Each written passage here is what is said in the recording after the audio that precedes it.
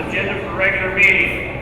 Under the provisions of the public meeting law of the state of Missouri, and the board must adopt by roll call vote an agenda that includes the time, date, place, and tentative agenda for the meeting. A copy of the notice and the agenda for this meeting were posted on Friday, October the 2nd, 2013 at the Administration Building, 1005 Waterford Drive, Florissant, Missouri.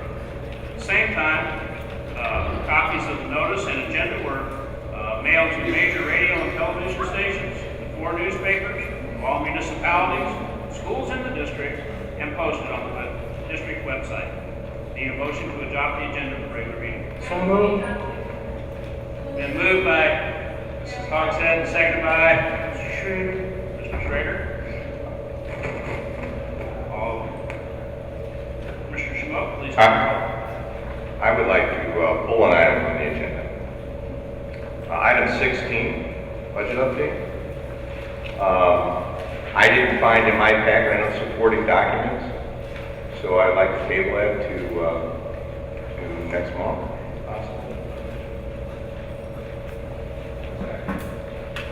Been moved by Mr. Ebert and seconded by Mr. Brown to table item 16.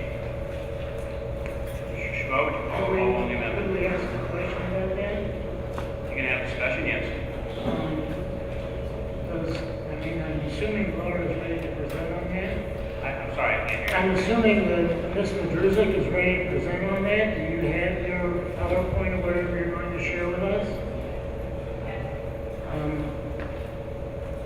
So I don't see why we can't go ahead with it since she's prepared. If the board, if it would please the board, we can make it for informational. Yeah, no, that's fine. That's fine. That'd be fine. Okay, sounds good. Just don't want to vote on anything that the documents are supposed to be in the board packet 4 days in advance, and they were not in there at this time. I'm fine with board information. That's great. Yeah, it is only information, so it was, That was not the way it was listed on the agenda.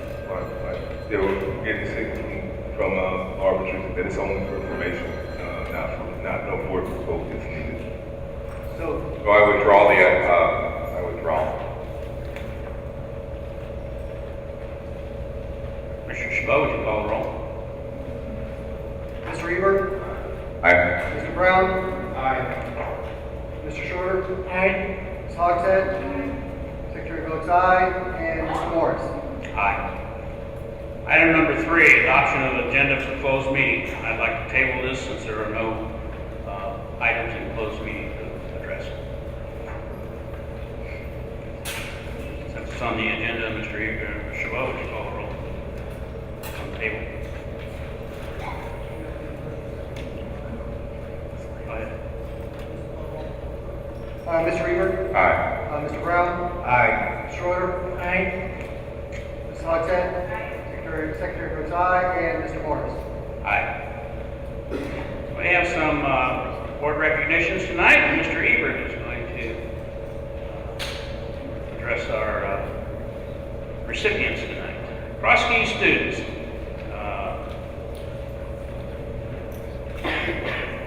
Gus Kirkham, named MHCA Teen Volunteer of the Year. Missouri Healthcare Association has named Cross Keys Middle School student Joseph Gus Kirkham as District 3 Teen Volunteer of the Year. Gus has received this award in recognition of his dedication and contributions to the long-term care industry, which he serves as a volunteer at Delmar Gardens North. Gus received this award on August 28, 2013 at the Missouri Healthcare Association's 65th Annual Convention in Branson, Missouri.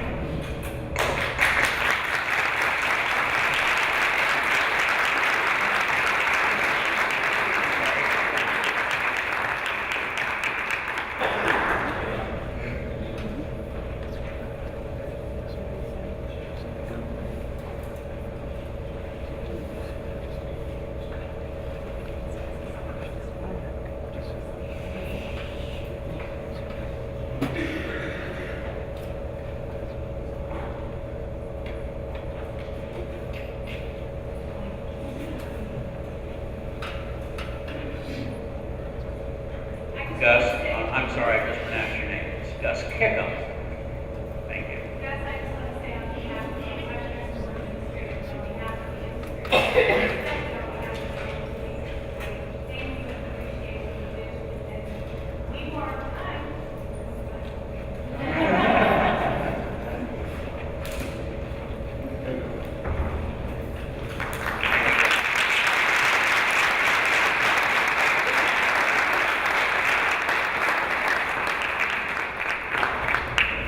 Collins teacher receives 2013 Outstanding Elementary Science Teacher of the Year Award.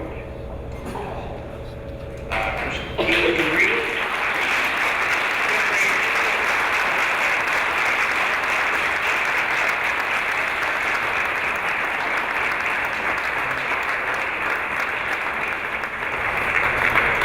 Christine Reed, a fifth grade teacher from Collins Elementary, has received the 2013 Elementary School Science Teacher of Missouri Award for the Science Teachers of Missouri. A state chapter of the National Science Teachers Association, Ms. Reese received this honor for her outstanding commitment and ongoing contributions to science education. Science rocks. Sure, absolutely.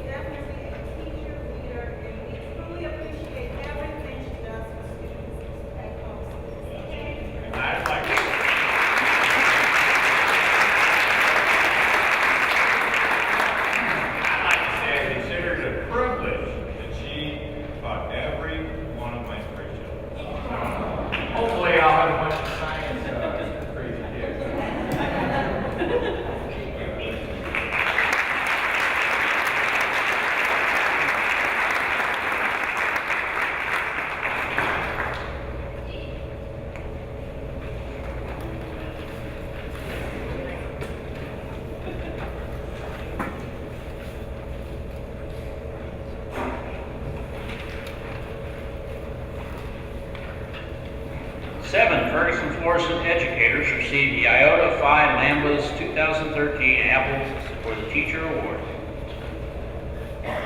7 educators in the Ferguson-Florissant School District have been selected by Iota Phi Lambda Sorority, Inc.'s Alpha Zeta chapter to receive the organization's 2013 Apple for the Teacher Award. The Apple for the Teacher Award is given each November to outstanding educators throughout the United States during American Education Week. Honorees are selected are Carlo Baranowski, Oates Elementary, Tiffany Black, Shane Elementary, Amanda Nakia Elson, the Hamilton Elementary, Carolyn Goodwin, Parker Road Elementary, Christine Holloway, Holmes Elementary, Jane Simpson, and Yvette Staples, both in Florissant High School.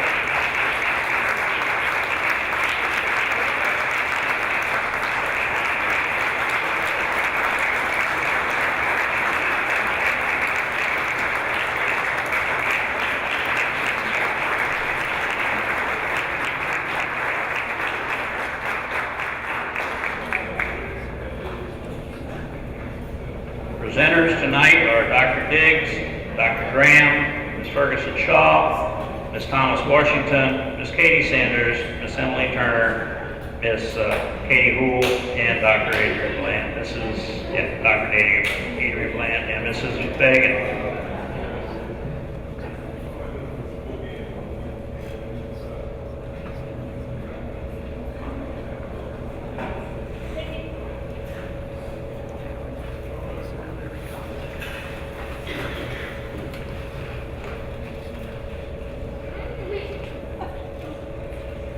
All the way in the back of the room for this.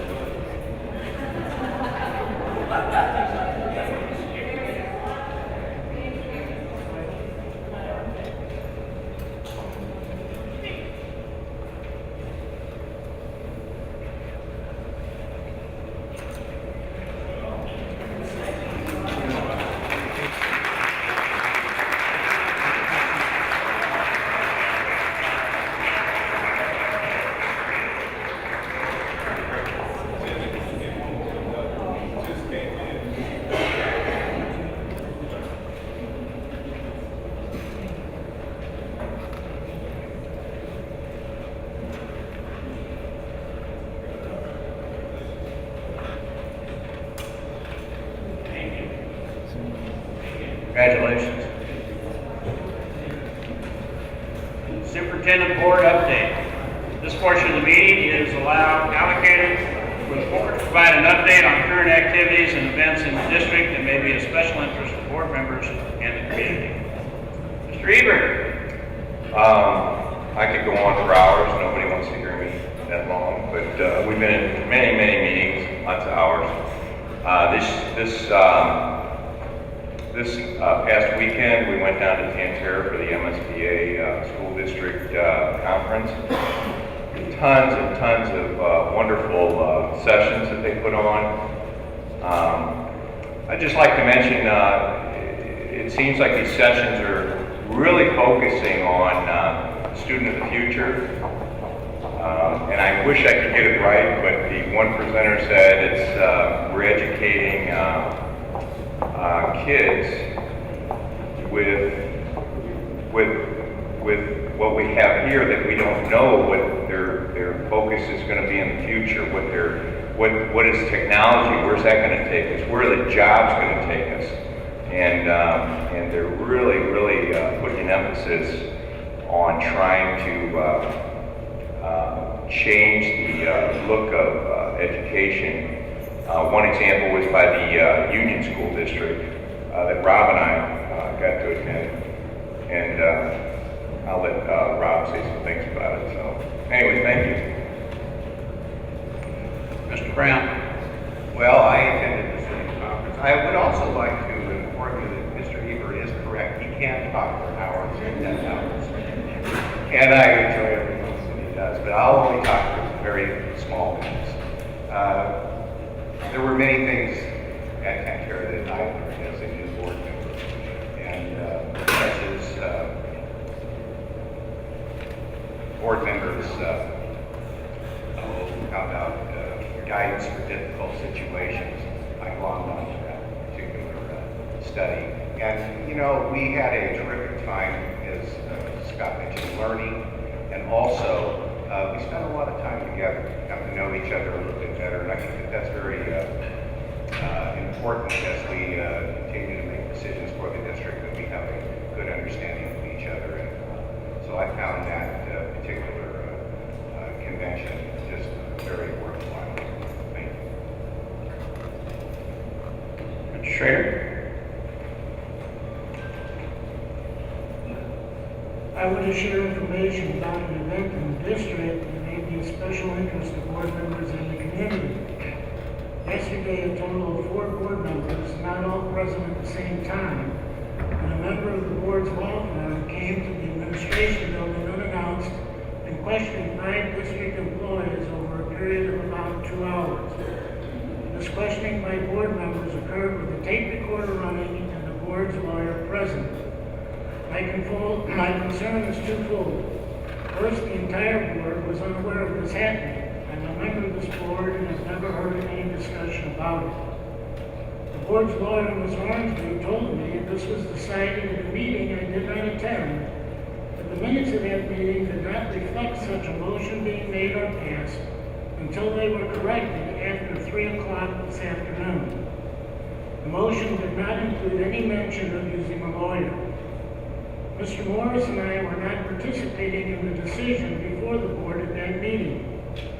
Later, during the meeting, the board decided to take up another topic where Mr. Morris and I could participate.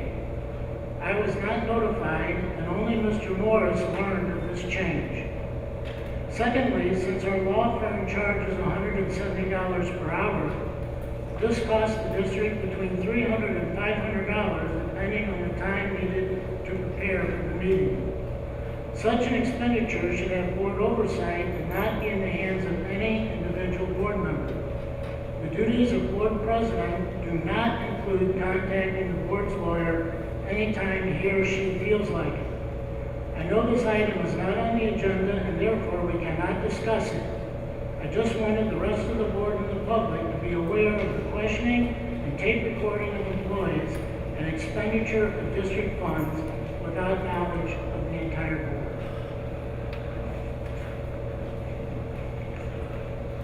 Ms. Hogsett. I also attended, I think I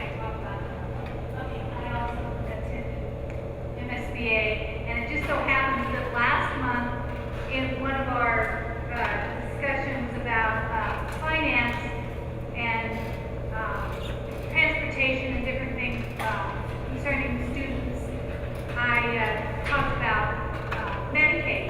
And so it just so happened that they had a class on Medicaid, and I was really excited about learning all the other ways that we as a district, I mean, the money is already there, we've already got the students, we already are enrolled, but many districts don't capture all the funding that they can. And so I'm hoping that the administration will contact MSBA for more information, because they have a specialist that's all they work on.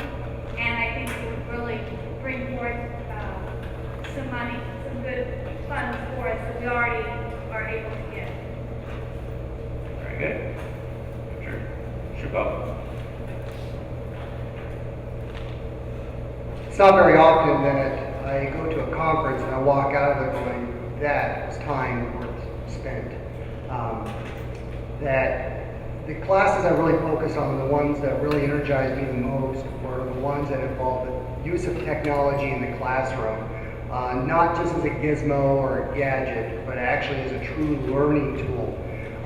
And Mr. Ebert had spoke, the first class was with Union School District. And I walked out of there and I told them that was probably the best presentation I've heard at a conference in a long, long time. Not only from a school board perspective, but even in my personal business. Because it wasn't just fluff. He actually showed how they brought the technology into the classrooms and got the teachers and the administrators to buy into the use of that technology. And they did that by having a plan before they provided the technology. And really was able to work as a team to integrate that into the daily instructions. The other class I took was, and I took many, I don't want you to think I just took two, but was, I believe, with the Nixa School District, and they developed an academy where the IT department worked with the classroom instructors on the elementary level, and they became certified IT people for within their building. And there was 3 levels of their certification, just level 1, 2, and then 3, which is the actual certification. And they found that since the teachers are the ones using the technology, and then when it fails, it really disrupts the entire learning process, because now the teacher has to figure out a way to move on. By allowing them to become participants and active members of the IT department, they're able to troubleshoot a lot of the problems and continue on in their teaching. And the third class I took was with Google Docs. I don't know if you had the opportunity to play with it. I'm a big Windows fan. I love Microsoft Office, but more than that really turned me around on the Google Docs and how you're able to collaborate live with people while working on different projects. So I thought it was a great conference, and I'm hoping to be able to talk more about it and maybe bring a couple of speakers to present here at our district. Thank you. Do a little housekeeping while we're right here. Mr. Martinez is not able to be with us tonight. I don't know if you consider tickets to Game 5 of the National League Series as an excusable absence or not, but I need to let you know that Mr. Martinez is not here. So we have a vote on his excused absence. All those in favor say aye. Any motion? I'm sorry.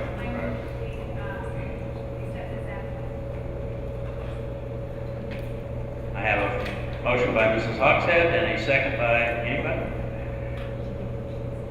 I second. Mr. Chabot will second it. All those in favor say aye. Aye. Opposed, same sign. I guess it is an excusable absence. Anybody know what the score is? We'll have to find out. We'll give you updates through the evening. How's that? And hopefully they'll get home in time for the last couple innings. How's that? Let's try and make that our goal tonight. I too went to the MSBA conference and found it, as always, a very wonderful conference to attend. Lots of information. We do get to spend a lot of time together as a board, and that's always a good thing. Many of the sessions that I went to were very, very helpful and informative to us. One particular one that I really enjoyed was on healthcare, to help not only our staff, but our students as well. And I found that maybe something we can implement in the future. We'll talk about, go from there. So, thank you for letting us know. Dr. McCoy? Oh, I'm sorry. I keep forgetting. Sandra Goforth McDougall, Ferguson-Florissant National Education Association.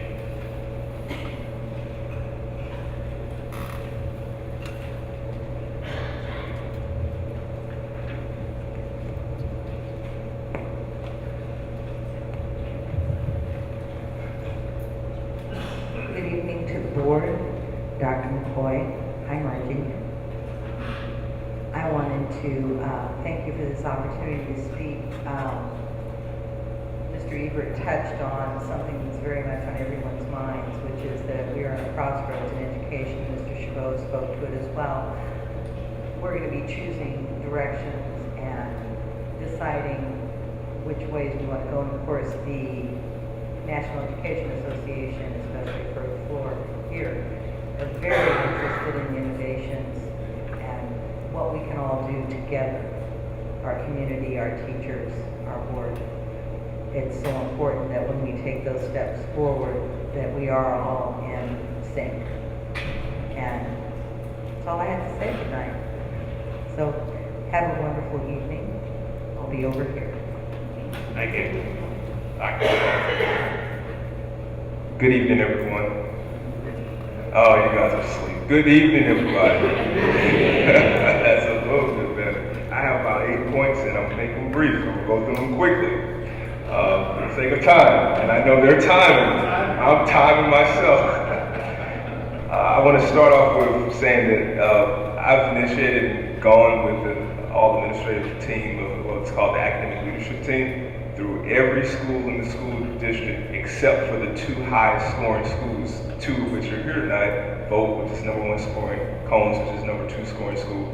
And but I've had 8 members go through every school in the district and ultimately do what we call walkthroughs and observations to look at what to start, what to stop, what to sustain to keep doing, and what to supersize. And I want to start by saying I'm more encouraged than ever because of the excellent teaching and learning that is occurring in our classrooms every day from our teachers in the classrooms that we observe. There are some phenomenal teachers. There are some teachers that's made us humble. There's at least 2 classrooms that made our team literally cry tears when we saw what was going on in the classroom because of kids having achievement gaps closed. And we feel humbled to see that and witness that. And I just applaud those of you who've done that. I applaud the principals who I see 300 or 400% the praise to the staff, saying these are things that make us glow, and these are things that are going to help us grow. I love that template, and I just want you to know we should be encouraged. I'm encouraged more than ever. Because of that, we have a lot of goodwill, the board. I want to share. I went public to ask for people to give us money to help us better educate people, our students, on September 13th, and within 7 days, we were given $18,000 from people writing checks to us, non-taxpayer dollars. So I don't know if that makes you want to jump, but it makes me shout for joy to get $18,000 in 7 days.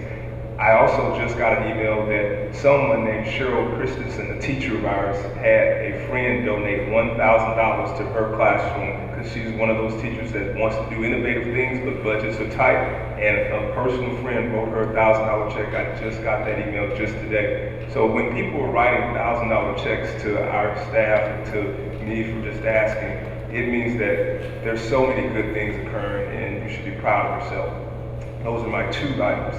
Number 3, our attendance is at 95.6% for all transfer students from Normandy and Riverview that are currently our students, and our district-wide attendance is 95.7%. So that means that students who have no transportation are coming in the same way that the students who do, which is phenomenal. That's phenomenal.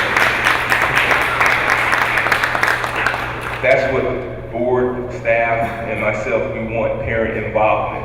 And that's proof of it because they literally don't have transportation and they're here just as much as our students who do. Fourth item is that I was asked by the Joint Committee of the House and the Senate on Education to be an expert witness to testify, and I testified and shared my comments with the board ahead of time, and it went very well, and it is along the line of partnering to make solutions for failing school districts, struggling school districts, and the whole state. It was very well received. The legislators asked me if I would do the bus tour with them to go throughout the state to share that. And I said, I'm humbled, but I don't have time because the work is here and not there. And so I did not go, but I did go testify. Lastly, I want to say I'm humbled to be being recognized this weekend. It was a secret. I told them I couldn't come. I had the board coming, and I said, I can't make it because it's my 19th anniversary. And they said, you can't not show up, Dr. Coy. We want to recognize you and Grayson Tobias at North County Churches for United for Justice and Harmony. And so it's an honor to serve and get that award. And lastly, beyond just going through the 21 of the 23 schools to see great practices and helping things grow, I had a chance to work with students, and I have about 60 student essays, and I'm just going to end by reading the first quotes on 4 of these essays. One student started their quote with, "Darkness cannot drive out darkness, only light can do that. Hate cannot drive out hate, only love can do that." That was from Jamar Hudson. Another quote from students' essays to me said, "It's not who you attend school with, but it's who controls schools that really matters. And we as students should have more control." That was from Darion Lewis. Another student, Tyler, said, "No one can go back and start a new beginning, but everyone and anyone can start today by making a new ending." I love that one. Can't start a new beginning, but you can make a new ending today. And then the last one by Ronell was, "Be the change that you wish to see in the world." And so when I'm in tough situations, as we all are, maybe even right now, it's the student's voice that make it clear what to do and where to go. And it's an honor to serve our great students. That's my report. Thank you. Audience participation. Board allocates this portion of the meeting for audience participation regarding items listed on this evening's agenda. Members of the audience who wish to speak to the board are requested to speak from the podium, identify themselves, and limit their remarks to 3 minutes. In keeping with District Policy 4059 and Personnel Law, speakers should refrain from making negative comments that are personally identifiable. Time is also allocated at the end of the public session for suggestions and/or questions from the audience on other subjects. Is there anyone who would like to speak to tonight's agenda?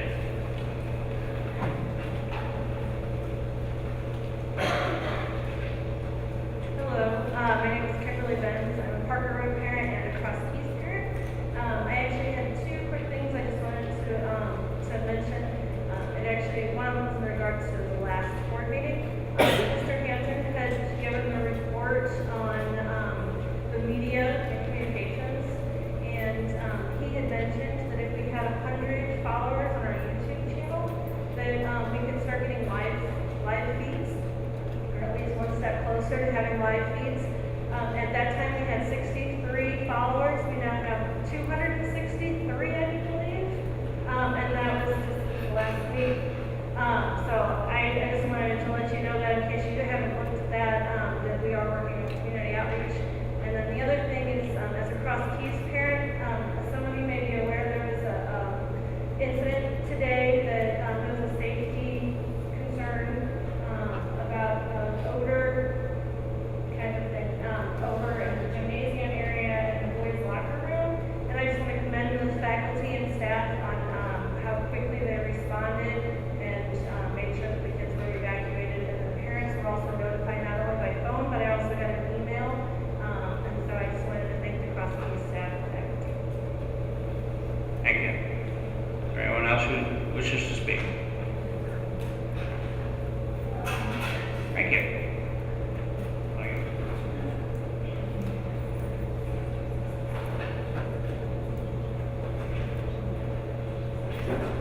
My name is Joan Ferguson. I was at the last and first time I was at a school board meeting.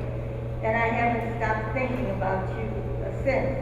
So So this is for my mental health and physical health. I want to talk about algebra for one. And Exxon said it yesterday in the paper, in the Wall Street Journal, that they can't employ United States people because they don't have enough knowledge in math and so forth, so on. But me, algebra, geometry, trigonometry, wonderful. But what's the end result? I've heard for 60 years, why take a course that you'll never use? Now I'm here tonight to tell you why to take the course and courses and courses. Okay, what is math? It's almost like a game. Then you solve problems. That's all you do. You solve problems and solve problems and solve problems. Then you get out of school. And what have you done? You have trained your brain to solve problems. And it can solve all kinds of problems. It doesn't have to be math problems, all kinds of problems. How to do things better, how to do smarter, how to do quicker. You can be, there's just any number of fields that's just wonderful for, okay? The other thing that I was really thinking about, and was in the last meeting, is discipline. And we're talking about discipline. And so I thought about the teachers, and I was wondering, sometimes the teachers might need a little discipline, or in the classroom or whatever. And I thought about what I would do. What I'd do with the classroom, I'd take it back for me, just like I did with my house when I bought it. I'd walk through the classroom and I would say, Jesus, I want you to protect me and everybody else who comes into this classroom. I'd touch the walls and I'd say, Jesus, I want you to make me a better teacher. And I want you to open up the minds of the children so that they can learn and know what's right and progress. And I would say the name of every student that's coming into that classroom. And the reason I would do that too is because you, the teacher, might be the only one in this day and age who would pray for that person, for that pupil. Well, 3:30 in the morning, I'm still thinking about you all. And so, the other thing is when people act out in class, I had a square dancer, and he would get mad, and so often, and that happened about 3 times. So anyway, we got together and I solved their problems. He had a nurse, and I asked my nurse friend this morning, and they don't know the answers, so I imagine a lot of people don't know the answers. I'm just fortunate. So you all talk about diabetes and how you can't let the kids have this sweets and that sweets and everything. You know what happens with diabetes? If you go low, you feel a little weak and wobbly. Okay. What if you got the other end of this? That you got too much insulin? What do you do and how does it affect you? Can anybody tell me how it affects you? What? No, that's not how it affects you. The people who have too much insulin and go low on sugar, they get like my square dancer. They don't know why they're doing it, but they get upset.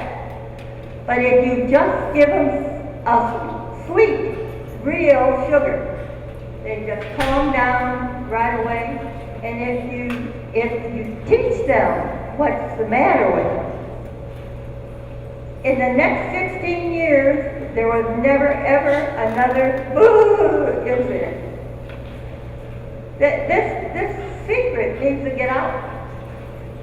You might be telling the put kids on drugs, and all they need is a little sugar. And this just happened to me Saturday when I was playing chess, and we all kind of lined up together. And there was a book on this side, and I put the book on this side, and the guy said, "I'm here to play chess. I'm not babysitting a book." And I said, "Oh, you need a little sugar, do you?" He said, "Yeah." And he apologized afterwards. It can be just that simple. And this word has to get out. Okay. Thank you very much for listening to me. I have one other thing. So now you know I'm a chess player on Saturday morning, right? And the chess is going into schools a lot. I wonder if, and I don't know, if any of the schools are playing chess. They are. Okay. I have been scouting around, and I've been to the chess club downtown and whatever. And I think I have funds to set up a school of one. So that's what I've been working on too. Thank you very much, and I hope I have a good night's sleep tonight.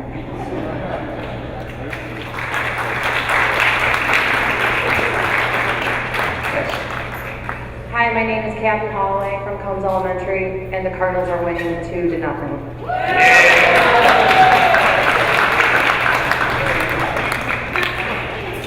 I like that recording.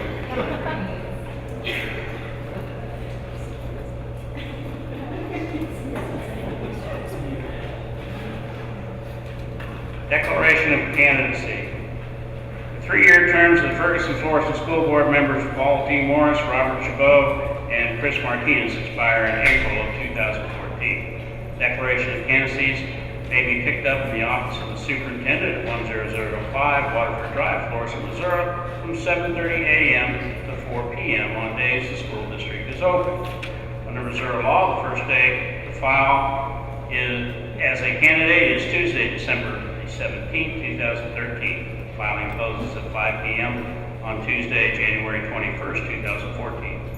School district offices will be closed Monday, December 23rd through Friday, January 6th, 2014. The annual election for Board of Education is Tuesday, August 8th, 2014. A person who wishes to file for candidacy for the Board of Education must be a citizen of the United States, at least 24 years old, a resident taxpayer of the school district, a resident of the state of Missouri for at least 1 year. In addition, the candidate must follow these procedures: file a declaration of candidacy and line up for filing pursuant to District Policy 4013.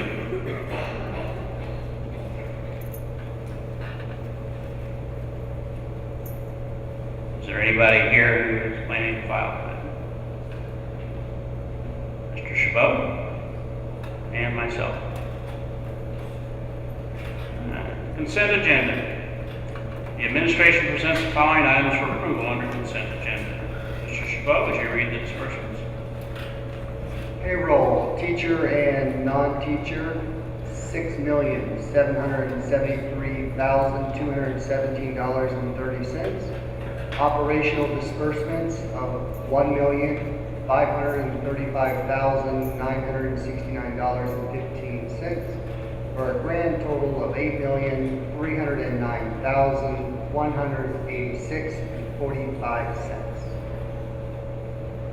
Need a motion to accept the consent agenda. Moved by Mrs. Hogshead, seconded by Mr. Hebert. All those in favor, say aye. Aye. Opposed, same sign. Motion carries.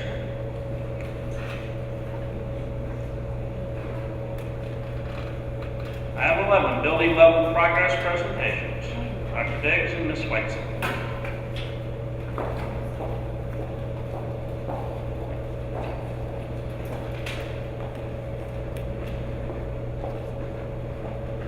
Good evening. This evening we have 3 elementary principals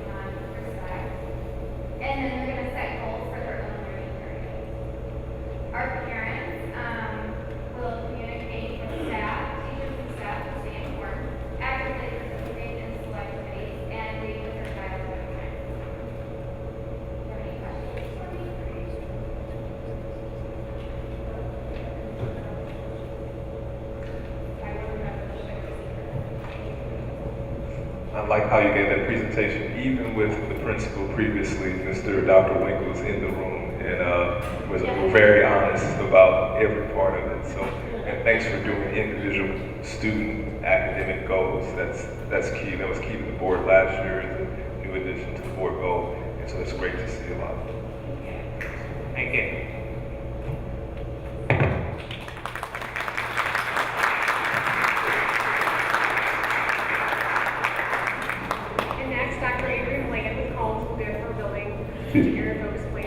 Before she starts, Ms. Drury, do you have any staff or parents or anyone from I school? do.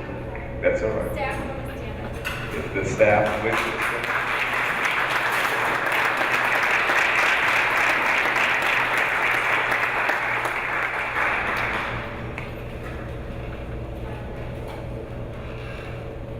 Good evening, everyone. Thank you for having me this evening, and I want to especially thank my staff for coming out this evening and supporting teachers with their recognitions. Well, at Combs Elementary, our focus is to definitely prepare students with essential skills and provide them with experiences that will help them grow and grow and grow. And more importantly, the idea of being number 2 doesn't sit well with my staff or with me. So our focus also is to be number 1, not just in Ferguson-Florissant, but also number 1 in the state and be known in the nation as being a high-performing school. No pressure, Leslie, just wanted to let you know that. All right, some of our academic initiatives is several teachers receive STEM training, which align with our inquiry training.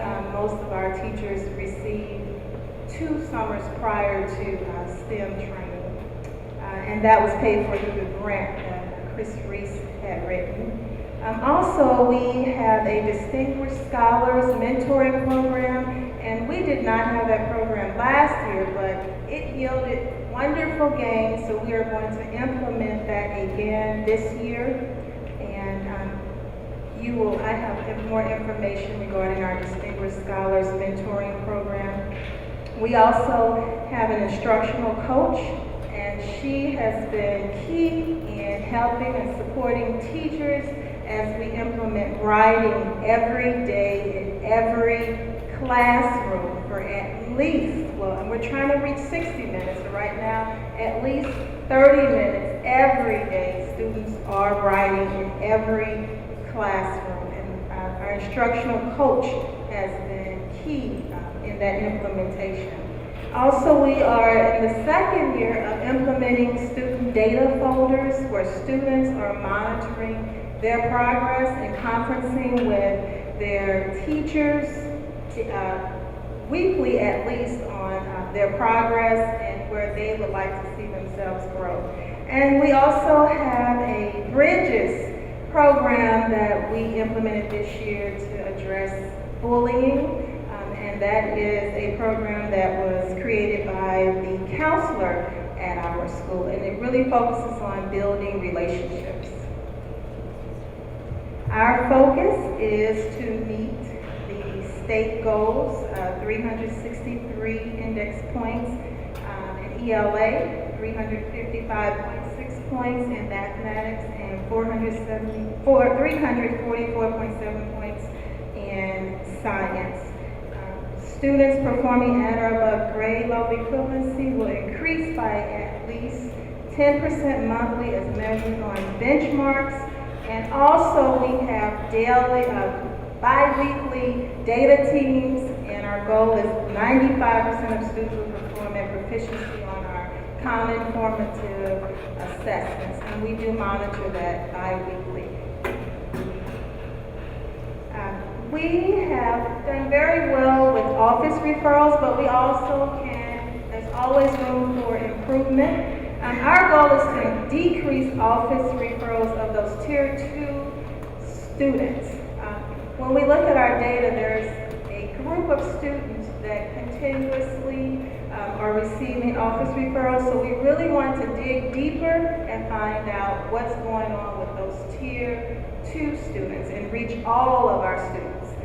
That measures our success, and we can reach all students, and especially students at the Tier 2 and 3 levels. We want to continue collaborating with special school district. They have been instrumental in providing us with training. We have RAP, we have functional assessments, and when you enter Cone School, you really cannot tell who's Ferguson-Florissant and who is special school district, because we work so closely hand in hand with meeting all kids' needs. We had 48 office referrals 2012-13. We have a SWAT team this year, and SWAT means strategies we are trying. And that team meets monthly to address the needs of students and give teachers strategies to increase and grow students. And that SWAT team consists of special school district staff and Ferguson-Florissant staff. And we also have our PBIS team that monitors our Big 5 data monthly and reports that out to staff. Our attendance strategic focus area, we have identified that in order to meet the 90-90 goal, 90% of our students will have an average attendance of 90%. We have 293 students, but we've received a few more students since I did this, but we know there are 293 students. So we have our specialists, our PE music teachers, are assigned to those students who are Tier 2, and they're at the 89 to 85% average, and specialists are reaching out to parents to communicate to them what our goal is and why it's important to reach that goal and the impact it has on our accreditation.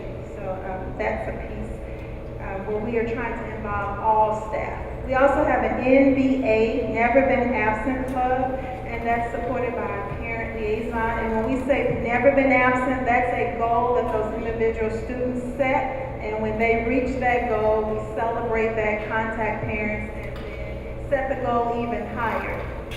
And then we also have our monthly achievement goal. And so attendance of all students will be monitored monthly and reported out monthly.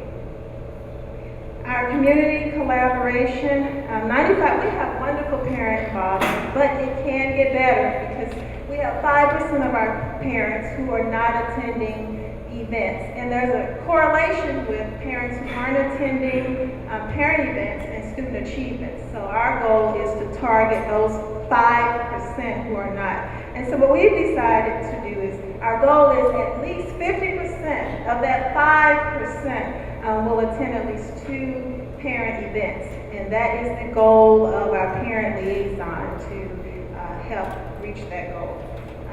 Partnership with the parent liaison, as I just said, and I also have a parent advisory team to really reach those star families, and our star families would be that 5%. And then, of course, our Bridges, our anti-bullying initiative, and so teachers have agreed to volunteer time after school to provide those high-interest activities for students so that we can begin to build relationships. I think a lot of bullying occurs when there's a disconnect many times, and so we're working to really build relationships and give kids opportunities to connect with other kids in a non-traditional education setting, which would be some of the activities. I have a teacher that's going to be on a step team. I have another teacher that's making necklace cords or cords, I don't know, but that's those kinds of activities. Our data dashboard, last year we had 65% on or above grade level. Right now, we were at 40%. Our goal is to have at least 90%. Math was 65% on or above level by 12-13 school year. Right now we were at 36% for the first math benchmark, and our goal is to have 90%. Our suspensions, total suspensions, which is different from office referrals, we had 18 total suspensions.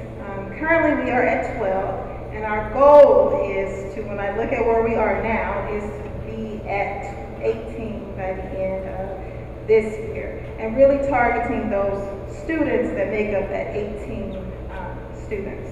Office referrals, 48 office referrals. Currently, we are at 16. Our goal is to have 44 for the end of the school year.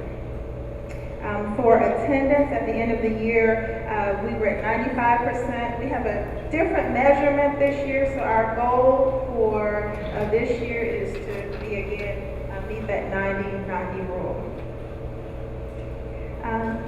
To summarize, staff, again, we will continue to work on building relationships with students and families. We do have family meetings in our classrooms every morning, and we will re-implement our Distinguished Scholars Mentoring Program. Become experts in their content area, so we do have teachers who are teaching specifically math and teaching it across grade levels. So they are experts in mathematics, and then I also have teachers becoming experts in science, ELA, so really getting good in their content area. And then monitoring data. We again have student data folders, and students are presenting their own conferences at parent-teacher conferences. We started that in 5th grade, and then we would carry that over to 6th grade this year. Students achieve mastery of priority standards. We've identified what's essential for kids to learn, and it is our goal for students to master those skills. Again, we want to write every day. There's such a huge correlation with reading and writing, so that is our expectation for students to be writing every day. And again, actively monitor their own data. It's amazing to me when students are engaged in setting their own goals and monitoring their progress, how it becomes so much more meaningful for them. Again, as parents, I just say to them every day, get them there on time and every day. We need that first. We have hot sheets that we send home every Thursday. We are using some of the Smarter Balance items for hot sheets, but hot means higher order thinking sheets, and those are to be completed with parents every Thursday. And then we have a Class Dojo PBIS monitoring system that teachers are utilizing to recognize positive behavior, and it graphs students' behavior. It's very specific, and parents can go online and monitor their students' progress every day and look at the choices they've made in class. I am going to leave you with an overview of our Distinguished Scholars Program. It's our mentoring program. I just want to share real quickly, when we did have it, some of the data from our Distinguished Scholars Program.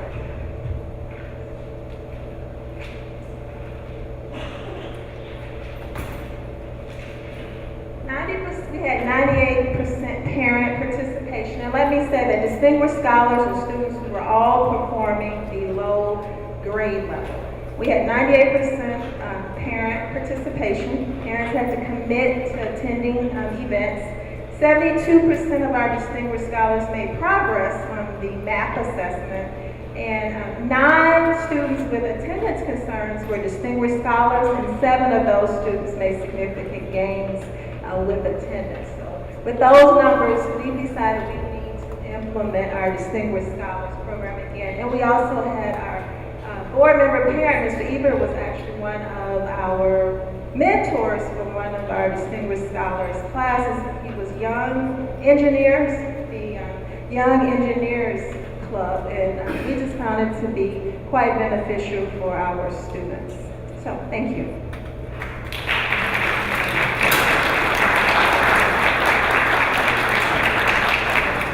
Adrian, would you introduce your staff to us? Introduce my Did you staff. bring any staff? They all have on their Distinguished Scholars t-shirts that we wear at our induction ceremony, because we truly do believe that students will achieve. So I'd like to say thank you. Do you want me to introduce them all? No, that's it. That's them over there. Hey. The best staff of the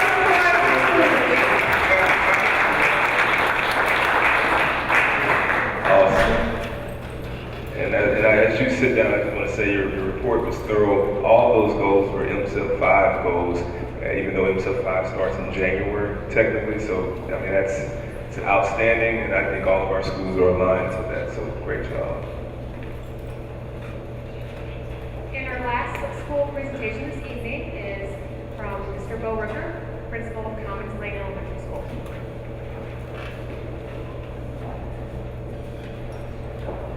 Good evening. Good evening, ladies and gentlemen. I appreciate you giving me the opportunity to talk about Commons Lane Elementary. We're going to go ahead and get started.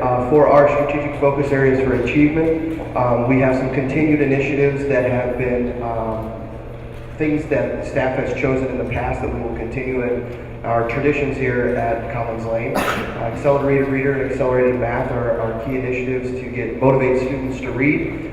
We have goals in reading for 35Z90, 35 minutes of stamina in their zone of proximal development, and 90% accuracy in their comprehension. So that's the goal for every student in the building. We have been working with Daily 5 and implementing that management strategy. And we are going to hopefully use that management strategy to implement our building level library, which is that transition to the reading workshop. We have used title funds last year to purchase the level library. This year we'll be using title funds to offer our teachers professional development, specifically on how to implement guided reading K through 6. We also are working with our writers workshop and Lucy Calkins and the transition from 6 traits plus 1 to Lucy Calkins. For achievement, our big push this year has been literacy. It's one thing that we've come together and created a shared vision for literacy at Commons Lane, and our staff has worked diligently on that. We've talked about branding ourselves as Commons Lane and what do we expect to look like in the future, what our current reality is, and then what are the bridges that we're going to have to cross to get to where we want to be. Goes along with our library and our accelerated reader with our goal setting and the Daily 5 management system and implementing writing. One thing our staff has decided collectively is to have a writing component as part of every data team, so they will need to be explaining their answer in math or give citing examples for reading. Climate, obviously district initiative, the PBIS, and developing a tiered system. We've worked very diligently on our universals, and this year we are transitioning with the help of Halls Ferry Elementary with our check-in and check-out system for Tier 2. I can say in August we had 93%. When we did our September, we did dip to 88%, but we were still above the 80% threshold for Tier 1 for universals. We continue to have monthly rewards. The first month we had snow cones. Second month reward for 80% was in a paper airplane contest. So we continue to motivate students extrinsically as well. Respect and reward tickets, and we've also transitioned to having teacher supervised recess in order to lower our discipline incidents they're having outside the building. Also, it provides the students to see their teacher in a different light outside the classroom. So some personal connections. Attendance, our major goal that I saw last year transitioning into my first year at Commons Lane, where we had a number of students that were arriving late or leaving early. So we've put some practices and protocols in place.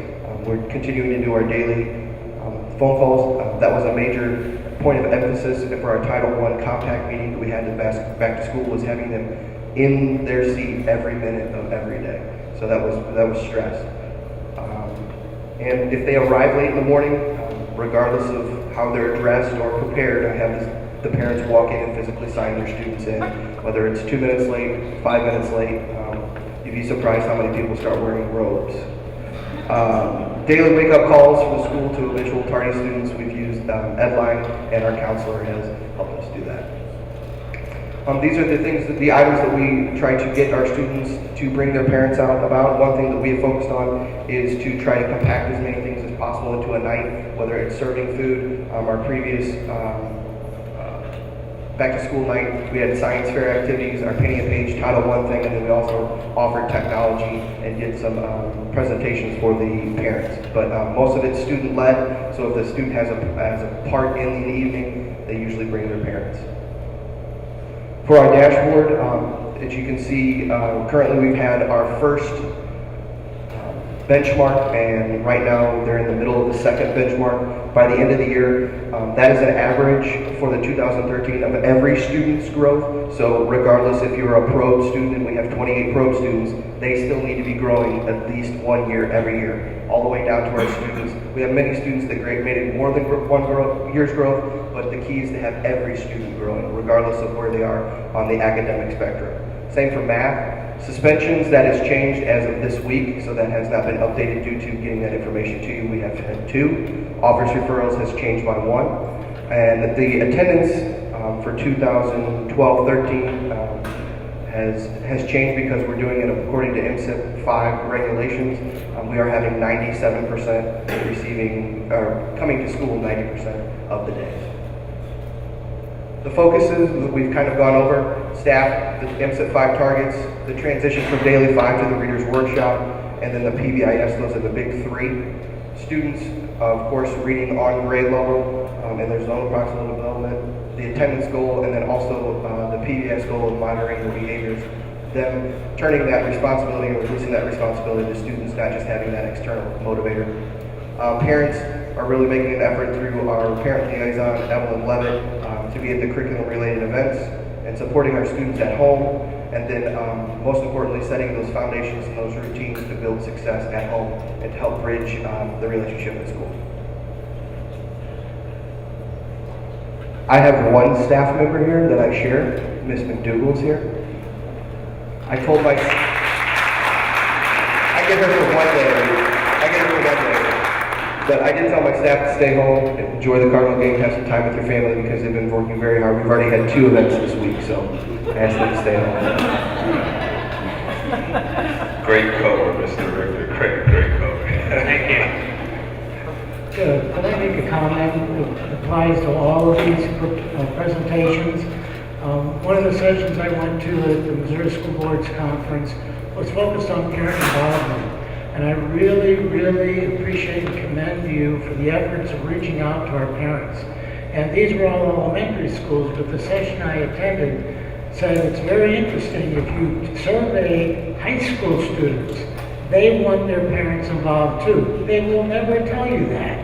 But if you talk to them individually, they really appreciate the support of their parents. And I really commend all of you for all the efforts you're making to really get all of our parents involved. It makes a huge difference. Thank you very much.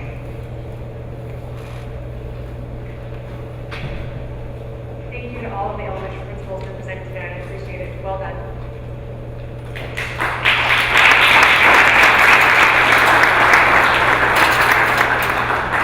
And thank you, Ms. Whitesell, for skipping the free tickets to the game tonight that your husband offered you and letting somebody else go to be here. We appreciate your dedication.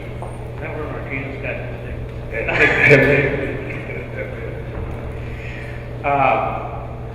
map test and MSIP report from Dr. Dolly, and I'd like to report his still to you on the Cardinals.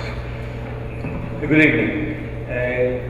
Tonight I will present our Missouri School Improvement Program and our Missouri Assessment Program information. This is for Board of Education's information only.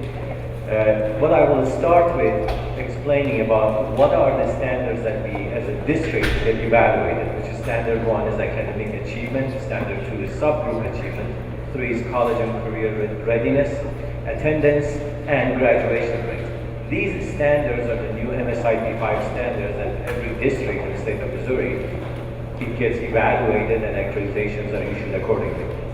If I start giving you a big picture about what has transpired, on this column right here, which is point possible, for example, there are 16 points associated with English or communication arts and so forth, and as a district we earned 2 points, which means that simple ratio of 15/16 gave us 93.8% for the last school year based on our data.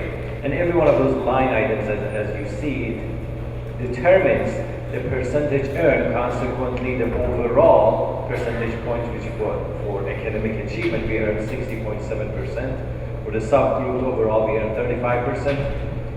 For college and career, 66, attendance 80%, graduation rate 100%, and overall, we earned 97 points out of the total possible 140 points. In order for us to be fully accredited, we needed to have the 70% in this column. In order to be fully accredited, I need to remind you, the MSIP 5 accreditation, it starts, as Dr. McCoy earlier mentioned, in January of 2014. Continuing this is the big picture. Again, these are the same things that we've second to right to share with you, each one of those standards and where we stand in terms of MSIP accreditation. Now, looking at the MSIP accreditation, obviously there are certain variables that enables us to meet those standards, and those variables are either reaching a certain level in the math test or showing a certain amount of growth. Now, when we're talking about math test, and ultimately there is something called math performance index point, and math performance index point is a computation of students falling in certain levels. Those levels are 4 distinct levels, which are below basic, basic, proficient, advanced. DESE has changed their stance in terms of allocating an amount of multiplier variable, which in this case, when we have a percentage of students that they are, let's just say hypothetically, 100% of our students, they are in below basic. Well, of course, Dr. McCoy will fire everybody, that's beside the point. But if that happens, the multiplying variable is 1, and that 1 times 100% of students will yield the math performance index point of 100. If 100% of our students are in basic, the multiplying variable is 3. That yields 300 points. From that point forward, as you see, they are linear increase from basic to proficient and to advanced. Having that said, there is a message here from DESE, and what they are trying to do is to ensure that if you have your students in below basic, you are going to get penalized. You only get a multiplying factor of 1. The minute that those students move to basic, proficient, or advanced, the multiplying factor increases. Now, consequently, we need to look at, see what happened with our math performance index point. Our math index point, these are from year 2008, which is the color red on the bottom of the screen, till 2013. For the past 6 years, we looked at every one of the grade levels, grade 3, 4, 5, and 6, in communication arts. In some cases, we had improvements. In some cases, we maintained our level, and so forth. So you can get a feel for ultimately looking at just one variable instead of looking at 4 different distinct levels, what is happening to our math performance index point. Next, we are going to go and look at our mathematics, the same thing, grades 3, 4, 5, and 6. What happens to our math performance index point? Just a reminder, it ranges from 100 to 500. Continuing that, we are going to go and look at our science.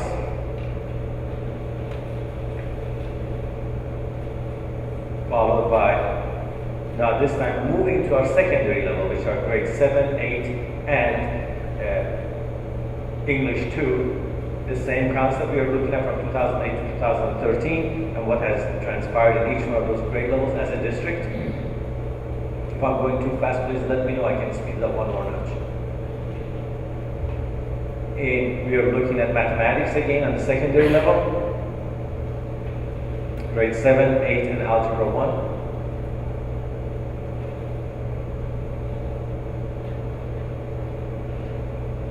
We are continuing looking at grade 8 and Biology 1. It's important to note that the test has changed a few times when you go as far as back as 2008, that the thresholds have been changed. Absolutely. And looking at our social studies, which is the government. Now, to continue on this, in January of 2014, again, they are going to just look at really percentage of students. We are looking at our math performance index point for our purpose of accreditation. At this point, unfortunately, and starting from year 2006, they were looking at the percentage of students in the top 2 level, top 2 proficiency level. And as I mentioned earlier, really, you could maintain the same percentage of students you have in the top 2 level, yet move students from below basic to basic, which is the bottom 2 level, and all of a sudden drastic improvements in in math performance index point. That's why these reports really, they are not going to be as useful, but because of the past that we'll be presenting, the bottom two level and the top two level, we are going to go through these 90 miles an hour, so at least we have covered those areas. Again, whenever you're looking at every one of these charts, it shows what was the percentage of students that we had, for example, in 2008 in grade 3, and all the way until 2013, the percentage of students in the top two level in communication arts, in grades 3, 4, 5, and 6. We'll continue that looking at our math, the same concept, grade 3, 4, 5, and 6, from 2008 to 2013, again, percentage of students in the top two level. Can I repeat what you just said so that we make sure we understand it and everybody gets it? These charts were pardoned for No Child Left Behind with Bush during that era. These charts don't make any difference anymore. People being on the top two levels, that was for No Child Left Behind. Now it's all about the first 5 charts he showed, the MPI. So as a district, our focus is to have nobody at the bottom level, which means you may not see any growth on the top 2 levels because you may move somebody from the low basic to basic, and that's what counts now, not the top 2 level as much. So he's showing this just for the sake of the past. Let's continue to show it. Thank you. That is absolutely correct. I mean, we can even maybe in some cases, you may see no change, even top 2 level perhaps dropped in some cases, but if you have moved all your students from below basic to basic, all of a sudden math performance index point drastically will increase. And that's the growth that this is looking for. To continue on this, we look at the science on the elementary level.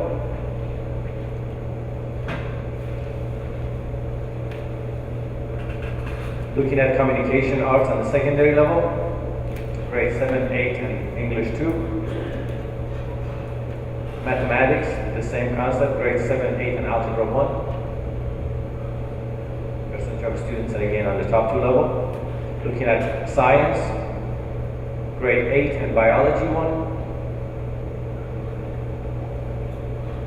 Biology is clearly a case where, okay, we moved the kids from below basic to proficient, so that they could be counted. Big jump from 32 to 58, which is good. In social studies, the percentage of students in the top 2 level. And now we are going to go back to our MSIP accreditation and look at what really transpired. This is the same slide that I showed you in a few minutes. And by looking at it, we see a total of 69.3%. But that's important for us to know where we were and how we are progressing throughout the time. When you look at this table in the bottom, it shows that these are our annual performance report trends.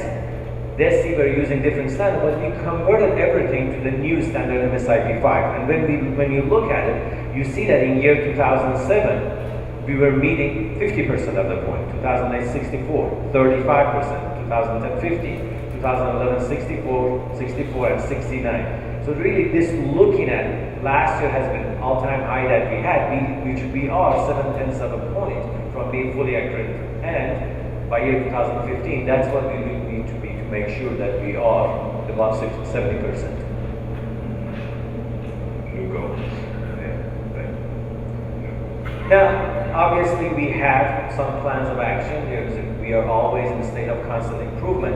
And we are looking at those standards again, academic achievement and subgroup achievement. And we are trying to see what do we need to do in order to achieve the goals of being 70% and above. We earned 34 points out of the 56 point possible. That's why earlier I showed you 60.7% of the points were earned. And 5 out of 14 in the subgroup achievement.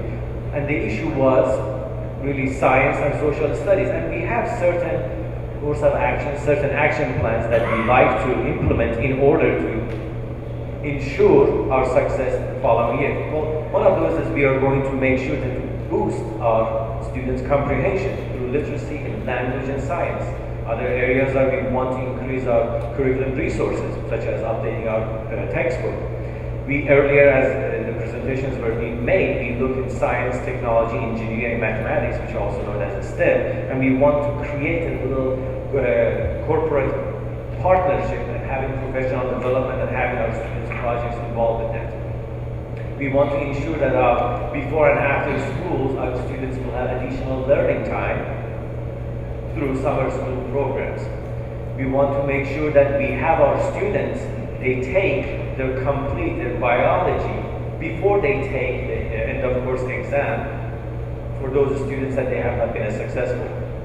We have our academic leadership team, which they do constantly. They go to classroom observation. They focus on what will it take for our students to become more successful, and they want to have conversation, have professional, work on professional development and so forth in order to monitor what really works in the classroom and so forth. The second area that we looked at was our college and career readiness, CCR, which we earned 20 out of 30 points, meaning we earned 66.7% of the points. And in that particular area, one more time. In that area, those in a college and career readiness, ACT is one of those variables. We want to make sure that all of our seniors take that exam. It doesn't matter every single senior takes the ACT exam. It's not going to adversely impact us. The more they take, the more possible for us to earn the points for it. We need to make sure that we provide those tests during the school year for all of our juniors so they have the opportunity to take that test. We want to make sure that we have the ACT prep courses for our students, so they may enable them to take the test more effectively and be more successful. Also, we have our students, we want to make sure they take the ASVAB test, which I always forget. Anybody knows what ASVAB stands for? Armed Services Vocational Battery. Absolutely. Vocational Aptitude Battery. Aptitude Battery. Armed Services Vocational Aptitude Battery. And we want to make sure that all of our students that they have the opportunity to take that test during the school year. We want to make sure that all those courses are being offered for them so they can take it. We want to ensure that all of our students, they have the opportunity to enroll in dual credit courses and create a foundation to subsidize and offset the cost for students taking those classes. We also wanted to make sure that we offer courses such as construction, EMT certification, and forklift. So we have added those 3 career certification classes for our students. Finally, the attendance area, we earned 8 out of 10 points, which meant we earned 80% of the points. And what we needed to do was to create an environment that each one of our teachers will partner or team up with those students that they earn less than 90% of the attendance, and build up a teamwork to make sure that they have conversation, to make sure that they attend more of the school. We also have created systems in place, and those systems are having a website that we can easily go and look. Every teacher or administrator, they can go and look and monitor and see all the students that they are falling below that threshold. And an instant on a daily basis gets updated, so we can target those students that for any reason they cannot have their attendance at the level that we want to monitor them. And we are having all of our administrators to have the attendance data. Everything has to be data driven. That's why we use data in order to make sure that all of our students, they have the 90% attendance rate. Before you move from that slide, I just want to say it's a real benefit to the parents for us to pay for every kid to have the ACT. First time in our district, so parents don't have to pay for it. We're covering it for every kid in 11th grade. That's huge. That's big.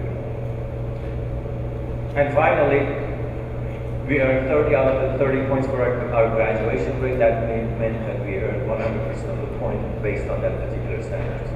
This will be the last slide that I have to share with you. This was for the purpose of the Board of Education information only, and I'll be more than happy to answer any question you may have. Dr. Janali, could I see slide 11 again, please? Slide, I'm sorry? 11.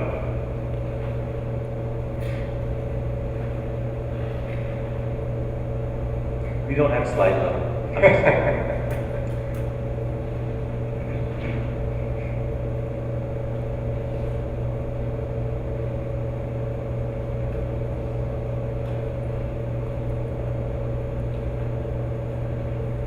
Yes.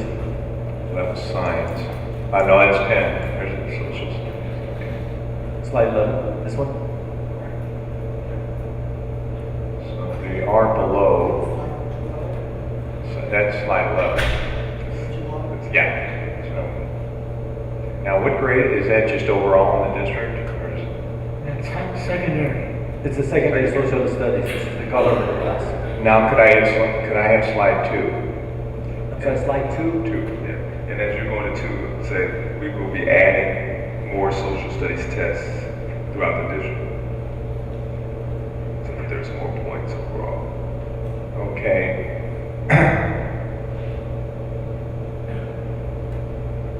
So our provisional rate was .7 off, being fully credited. That's right.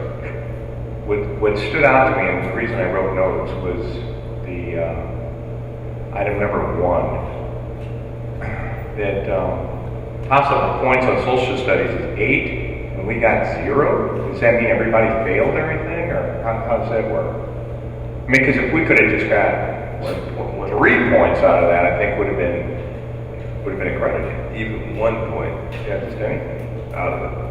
That is correct. In terms of the MSIP accreditation, there is a growth model, how much growth we make from one year to the next. It's also the level that we are at the time our MAP performance index was.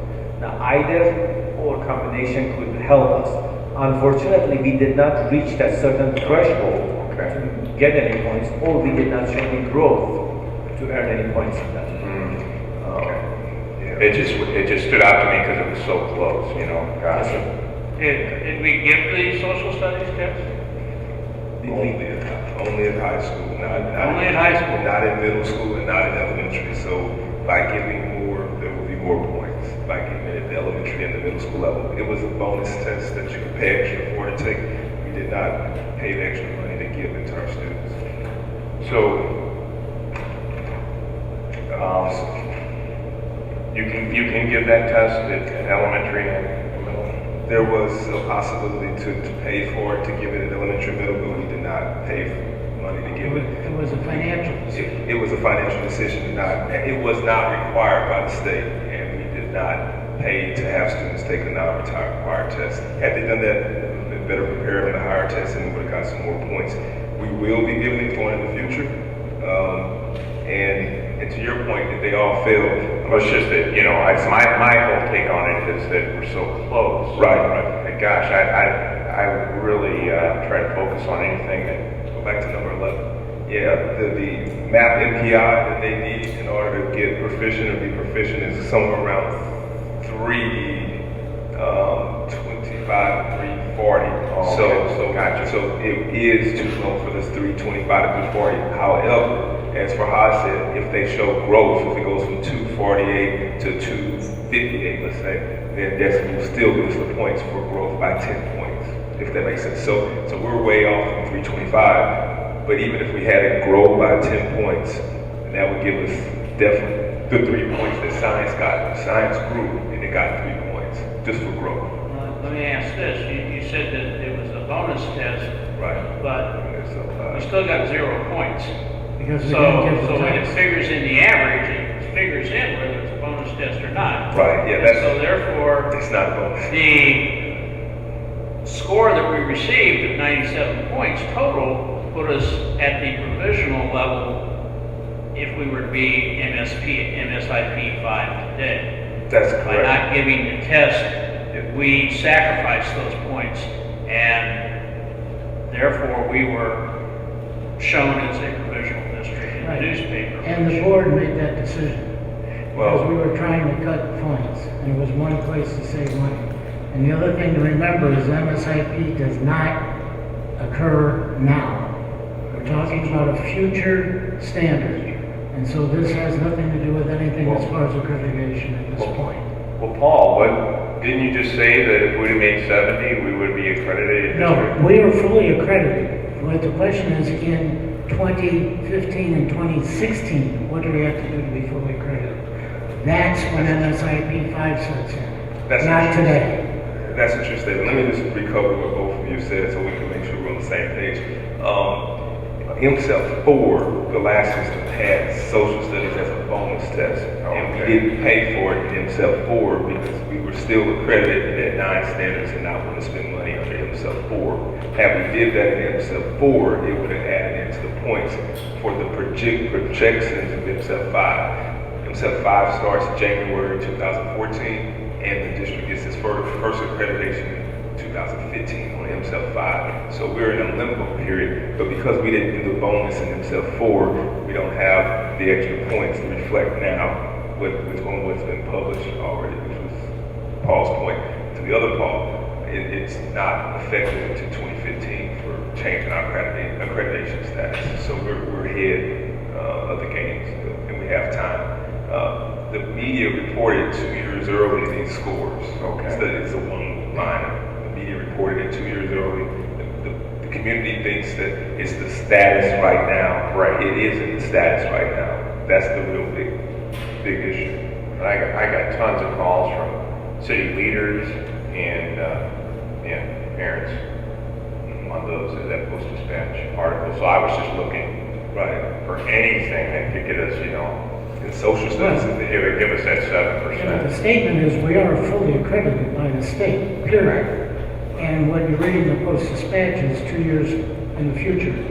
And that's what we have to convince and educate our public about, is that we are fully accredited, we intend to be fully accredited, and if we would have a few extra bucks to pay for the social studies test, we would have made the standard this year 2 years early. That's We right. had to save money. And that chart on the bottom for Haas shows that our achievement is higher than it's ever been, because 69.3 is higher than we've ever been using the same standards. So that means that we're growing, and we're fully accredited, and we're 7/10 from being at 70% by 2015. So that's the proof that everybody's working harder than ever before and getting more results than ever before. That number right there.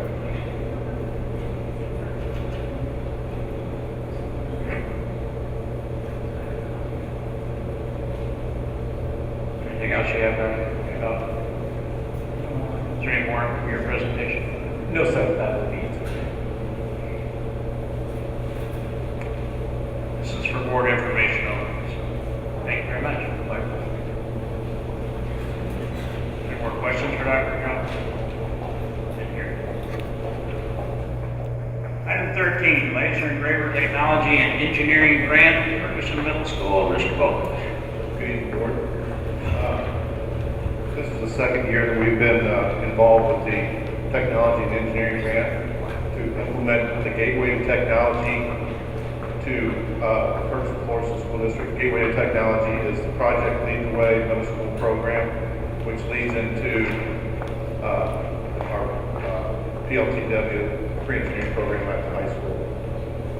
We have implemented all 3 schools, and this is equipment. The first year we put in computers, software, and sent the teachers to training. This is the second phase where we're starting to put in some of this high-tech equipment for the future, Mr. Ebert alluded to earlier. These are some of the jobs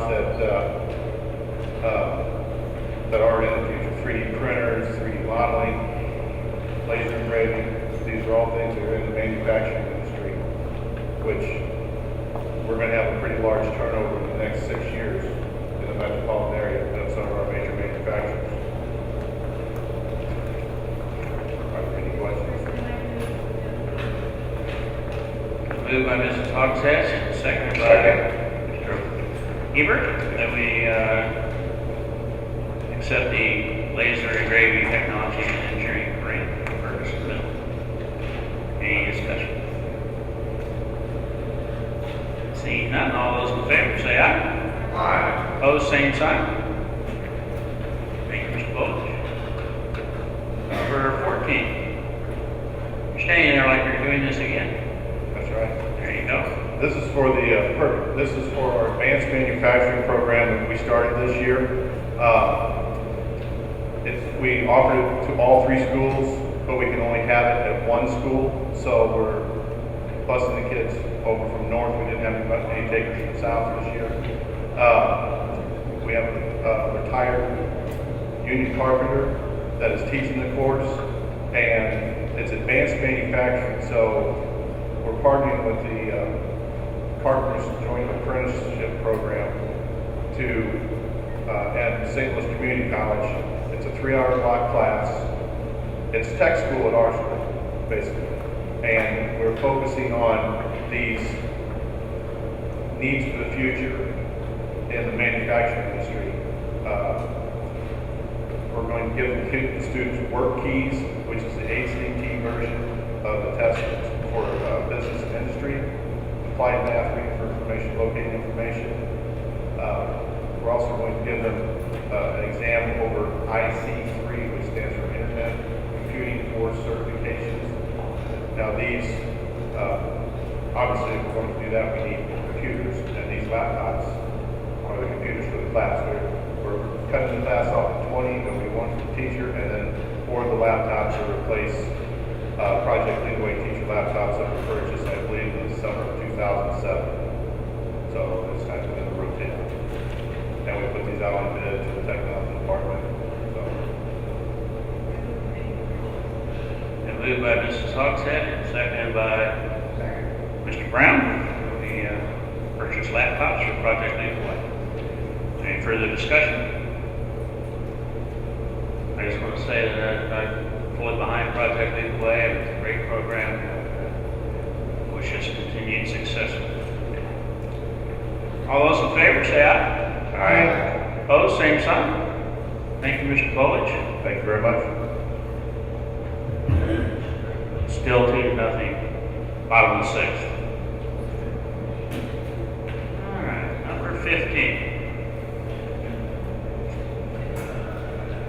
Annual pupil transportation route initial approval. Mr. Trexler. Good evening. Ferguson-Florissant School District Board is being asked to give initial approval to the 2013-14 bus routes. As ably required by state authorities, all bus routes have been designed and implemented by the district's transportation department staff, adhering to all laws and safety guidelines established by the state of Missouri for pupil transportation. The attached report gives eligible paid route mileage. Each district route.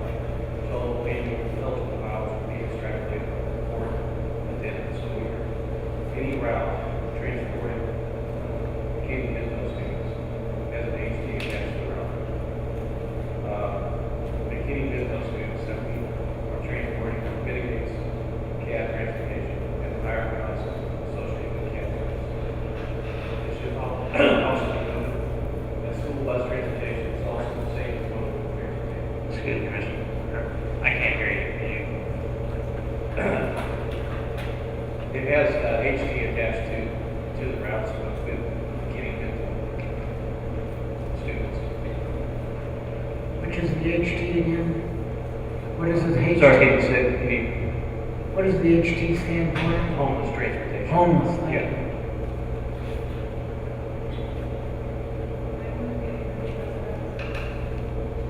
Moved by Ms. Hogshead, seconded by Mr. Brown. They accept the transportation route approval. Any discussion? I have a question. Have there been any changes to the bus routes since the beginning of the school year of significance? Yes, mostly homeless transportation. That changes pretty much week to week. Because I know, does that include the 2 buses that we had leased for that purpose, or? We have 2 routes dedicated to homeless transportation. All of our routes have, we reach out to homeless transportation as well, to transport some students here and there. We have some students within the district. They may live. You're speaking to the microphone. They may live in a different attendance area, but they're homeless and they go to a different school. All right, thank you. I mean, the routes pretty much stay the same, but the homeless, they change. They change pretty much week to week with homeless. It's very transient. Any more questions? Art, during your presentation, you said that our transfer students are getting your comment. So maybe that was a moot point, that $500,000 we're talking about at one point? Yes, sir. Yes, sir. Yeah, but so far, so good. I mean, we got a lot more time left, but they're rocking right now. That's awesome. I mean, that is really awesome. Yep. So yeah, you can pretty much scratch that. This continues. That's great. Any more questions? Seeing none, all those in favor say aye. Aye. Opposed, same sign. Motion carries. Thank you. Board update. Ms. Madrid.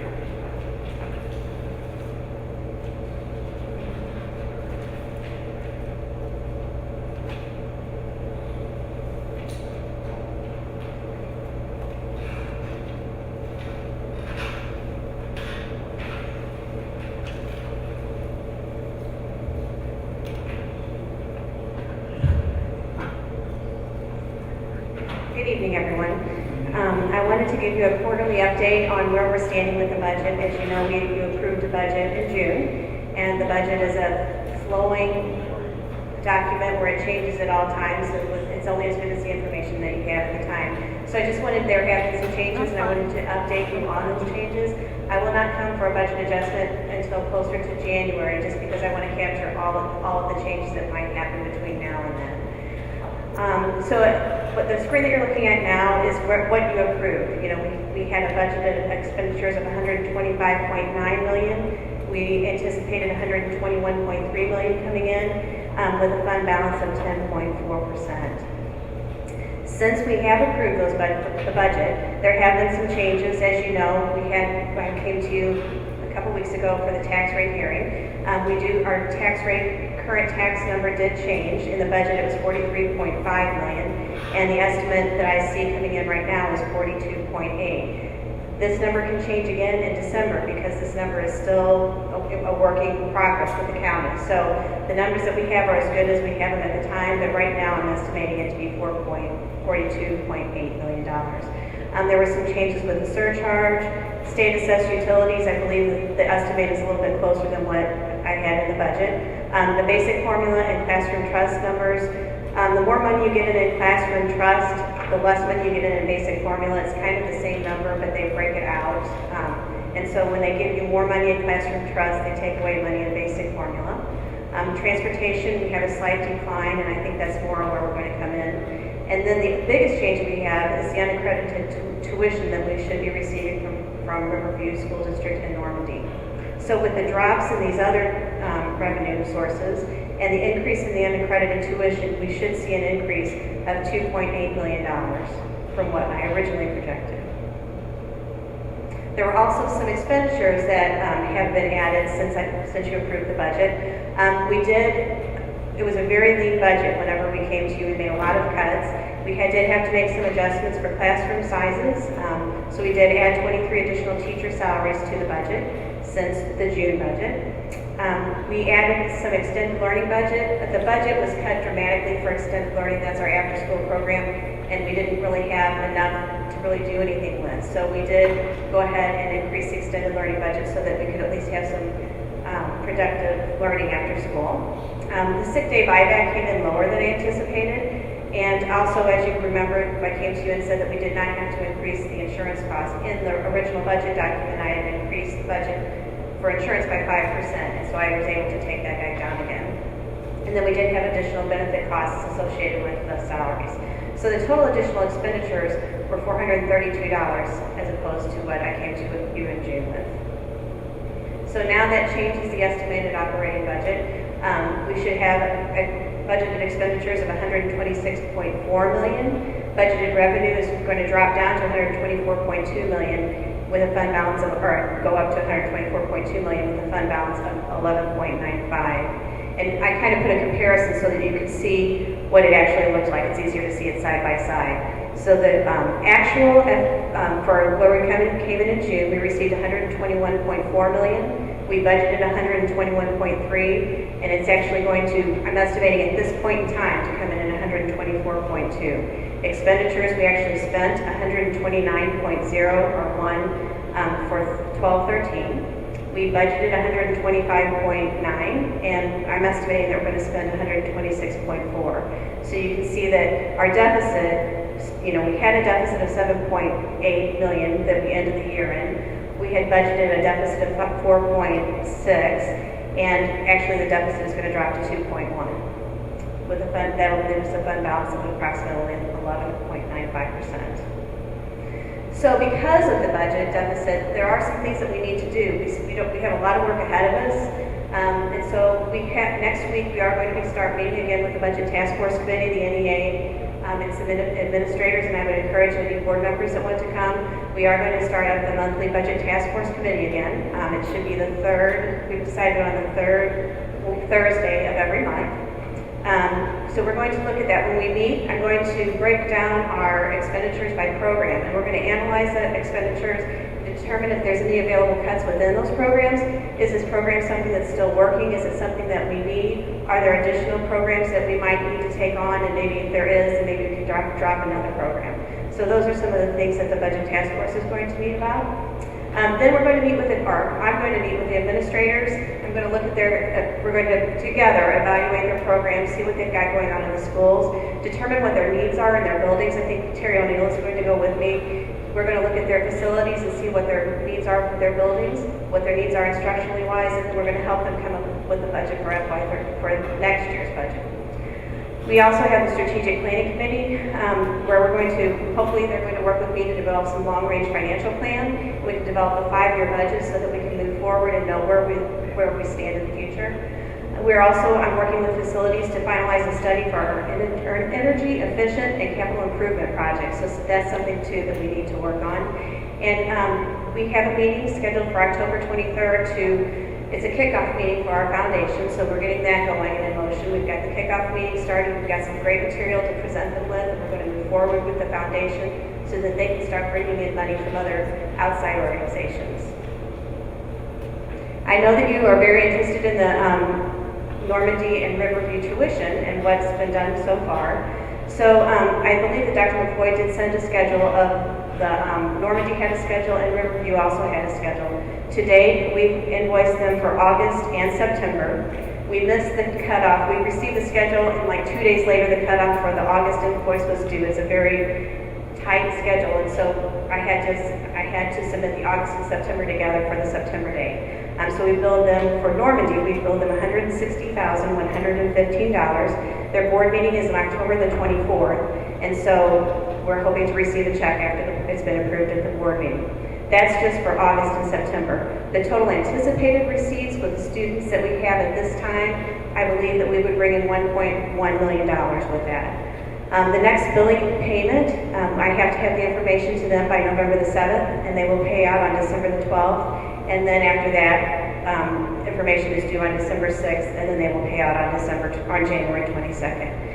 There are reports that we have to submit with every invoice. We have to show them the attendance. So we have to give them attendance reports, and we provide that on a spreadsheet that they provided for us. And then we also have to produce attendance reports from our own system and send those documents also.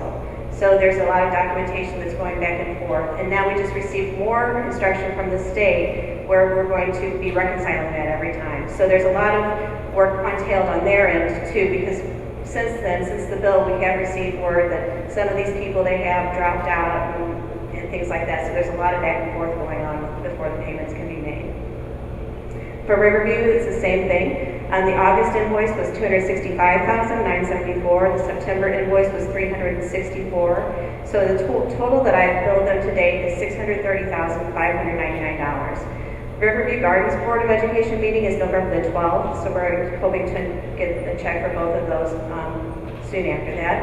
And the total year anticipated receipts would be $3,445,197.72. Their next billing payment, the invoice is due to them on November 7th, and they would pay out on December the 10th. And then the next invoice is due out December the 9th with a payout of January 28th. And of course, there's dates after that also, but I just gave you the next 2 dates. Does anybody have any questions?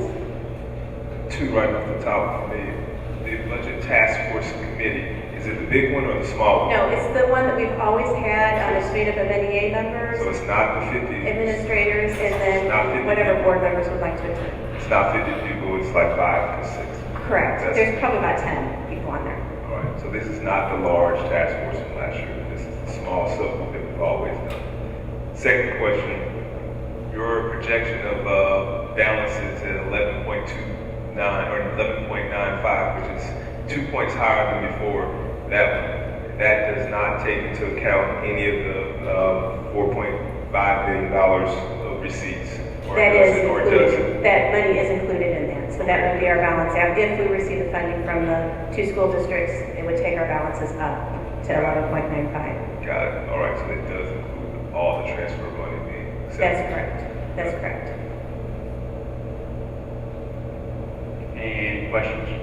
This was just for information only. The last board meeting, I believe it was the last one, when they talked about the homeless, and Amy Story and Steve Week, trying to get our kids out of those cans and on our buses. And I had, I had talked to them many times, just talk, and they said that could dramatically affect the budget as far as the busing. And I was wondering, you did show that the busing has decreased. So I wonder if some of that at the end of the year or something, it'd be nice to see.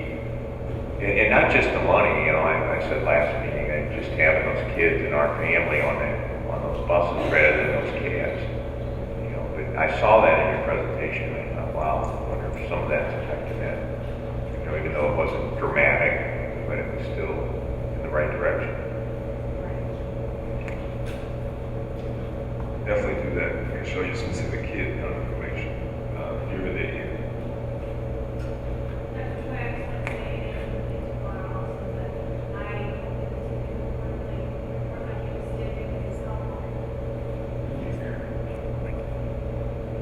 It's helpful to me to be able to see where we are in that 3-month period. Now, the next one will be 3 months, and then we have the 3 months and 6 months together, so we'll see how we did in 3 months and overall for 6 months. Right, I would like to give quarterly updates, and then, like I said, in the next one, I will come with a budget adjustment, I'm sure, so we've already got one. That was really good, just like the different schools giving a report.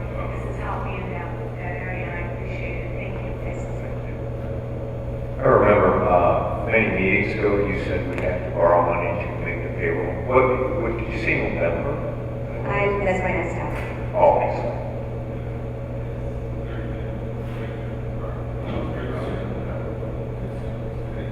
Thank you for remembering. Thank you.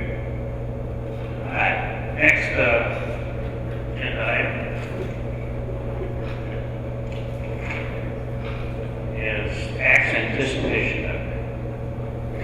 As long as pull it up, I'm just going to say the word that I got to say. It's all about cash flow. Cash flow. So it's having enough money to pay our bills. That's the backdrop of the reason for this. Before you get started, you just did the budget update, so the cardinal update is 3 to nothing now. Thank you very much. It's more important. I'm 7. Thank you. Okay, I'd like to give some background information for those of you in the audience that may not be aware. The district fund balance as of June 30th, 2013 was 13.4%, with a balance of $173.3 million in the operating funds, which means the general fund and the special fund. The district receives 56% of its revenue from property tax, and the county distributes the majority of this money in December and January. We receive a little bit of dribble in November, a little bit more dribble in December, and then the majority of our money comes in January. Because we receive that money in January, we have to live on it throughout the rest of the school year. Like Dr. McCoy stated, it's all about the cash flow. So we have to have balances high enough at the end of the year to carry us through the rest of the 6 months. At the end of the school district, or at the end of this year, at the end of June, we had $17.3 million. And because that's kind of a low balance, 13%, we're hovering on the brink of having to borrow. So we might not have enough funds to cover the disbursements through the month of December. It's really close, actually, right now. But depending on how the revenue comes in, we're probably more than likely going to have to borrow. And the state statute 165-131 gives the board the authority to allow us to borrow money from our anticipated revenue that we receive from the county. So we can do what's called a tax anticipation note, and this is a useful tool to address our cash flow problems. School districts and counties, all different types of people do use these tax anticipation notes. You get a little bit of a cheaper interest rate on them, and it's just a great way to be able to help you with your cash flow problems. The district last had to go out on a tax anticipation note on 1997. They went out for $2.8 million for the special fund and $1.7 in the general fund. So it's been a long time since we've had to do this. I did a cash flow analysis, and I just wanted to show you how I kind of come up with this number. You might not be able to see those numbers, but basically our general fund is in pretty good shape. In November, we're going to have $7.5 million basically at the end of November. November's a big month. We've got 3 payrolls in that month because there's 3 Fridays in the month of November. Our special fund is not in such great shape, and that's what pays our teachers. And so at the end, we're already in the negative in that fund. And by the time we hit November, December, or November, it's really bad.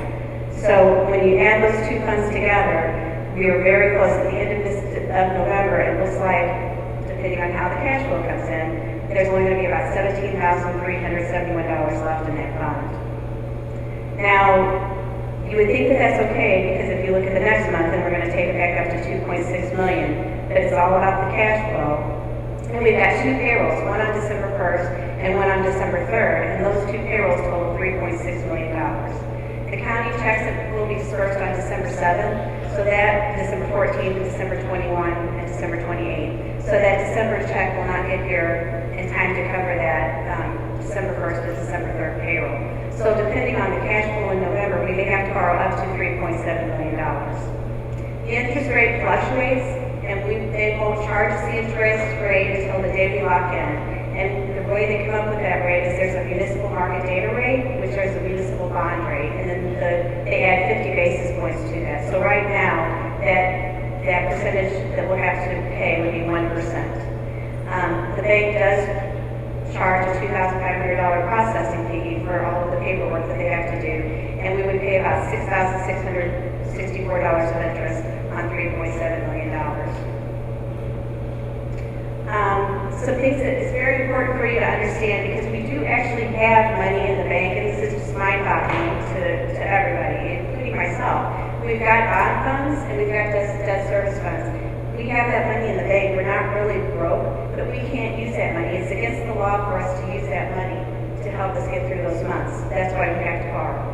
The bank's, these tax anticipation notes state that we have to borrow the money for 2 months. And then we pay that back once we receive our tax in January, or it would be February, we borrowed in December. So anyway, we have to borrow for 2 months. But I'm going to continue to evaluate our balances, and I would like to pursue borrowing. I'm just trying to be proactive at this point. I'm watching these balances, and I'm not going to borrow if I don't have to. It's looking like I'm going to have to, but if we get some money, I'm pulling down money from our federal programs and things like that to try to capture some of that cost. So hopefully I won't have to, but I just need to be proactive and ask you to approve it. So if I do need to borrow it, then I will. And you do have to approve for me to borrow from the operating funds. Does anyone have any questions? Second. And moved by Ms. Hogshead, second by Mr. Schroeder, that we approve tax anticipation note. Any questions? How soon will you let us know if you have to borrow? I would probably come back to November. I'm hoping I will for sure have the number by November. So I'm going to kind of monitor it during October, and then by November for sure we'll know. And this vote we're doing now will allow her to borrow if necessary? Yes, sir. Okay. Now you're borrowing against next year, is that correct? No, sir. You're borrowing against next year? No, well, Yes. Yes, next calendar year. Yes. Right. I'm borrowing against the tax proceeds that we would normally get in January. You borrow against those. In January, the proceeds will be half of this year's budget, half of next year's. Is that kind of how it goes? The bonus until the end of the year? It's not half. They give us a little bit in November, a little bit in December, but a whole lot in January. So like 56% of my money comes from the state, and they give us, like, let's say for round numbers, 10% in November, 10% in December, and then the rest of it, big chunk comes, by 78% comes in January. So that's what causes this issue. If they gave it to us in equal distributions, we would not do this. It's borrowing against the money that we are anticipating anyway. It's not borrowing against the 14-15 school year. It's just money that's coming for the school year. It's just not here yet. My only question is that on the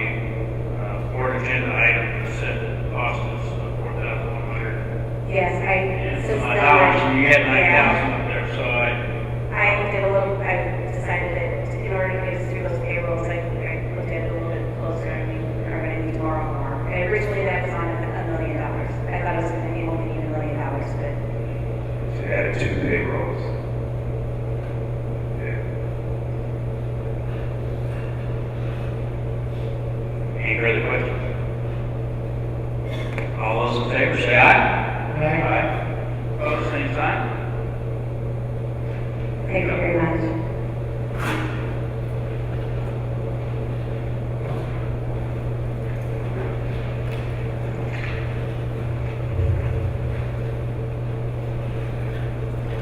Mr. O'Neill, roof replacement, Councilman Wabash.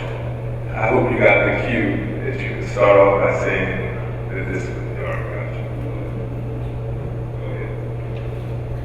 Oh. Yes. I'm here this evening for the Johnson Wabash Elementary School roofing project. This is a budget bond project and should be under the consent agenda, and in the future, these type of projects will be. This is a project to replace the front portion of the building, roof over the foyer, gym, cafeteria, kitchen, flat roof. It is a fluid applied membrane system, and with a ladder system as well. There was 8 vendors request specifications, 5 actually responded to the bids, and Schlack's Construction was lowest and best bid at $67,133.20 below the $75,000 budget amount. This contract will use a product called HydroStop, and it is a energy efficient product. I move to accept. Moved by Mr. Hebert and seconded by Mr. Brown. Place the roof of Johnson Wabash, so it doesn't leak anymore. That's good. Any discussion? All those in favor say aye. Aye. Opposed, same sign. And while you were speaking, Irish scored a run. So, 3-1. 3-1. The next item is board governance, additional position hiring. Board discussion on issues considering job postings found in policy 103. Posting of positions and appendix B for discussion on issues, considerations regarding job postings found in policy. Sounds like the same thing.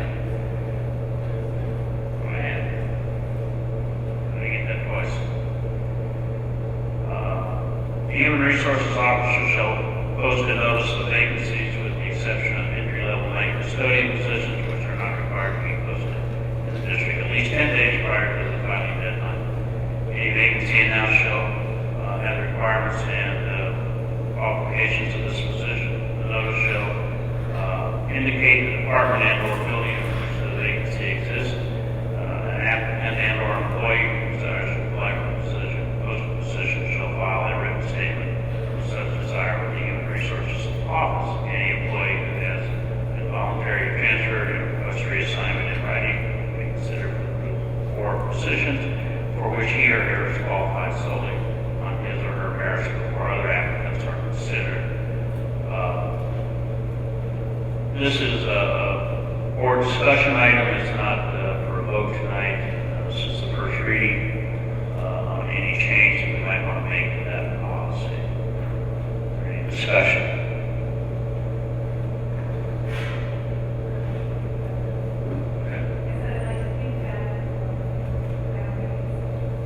Well, there's been no change in the wording here. Just as a point of clarification, if we decide not to make any changes, we don't need to approve anything because it is already our present policy. I said, if we do not decide to make any changes, we don't need to vote on anything because this is currently our present policy. That's what I'm saying, yes. It was brought up because there was discussion. It was asked by a board member to put it on discussion for this evening's board meeting. Is there any discussion? See none, we'll move on. Suggestions and/or questions. A maximum of 15 minutes is provided for suggestions and/or questions from members of the audience. Members of the audience who wish to speak to the board or requested to speak the podium, identify themselves and limit remarks to 3 minutes. In keeping with District Policy 4059 and personnel law, speakers should refrain from making negative comments that are personally identifiable. Is there anyone who wishes to speak?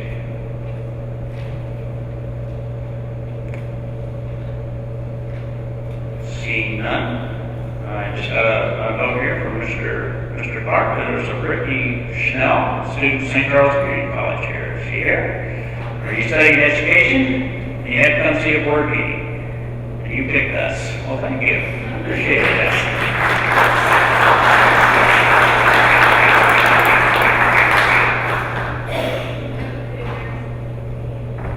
I have a motion to adjourn. Second. Moved by Mrs. Austin, second by Mr. Schrader. Mr. Chabot. Brown. Schroeder. Aye. Hogshead. Secretary votes aye. Mr. Morris. Aye. Still 3-1. Go on, watch the last 2 minutes.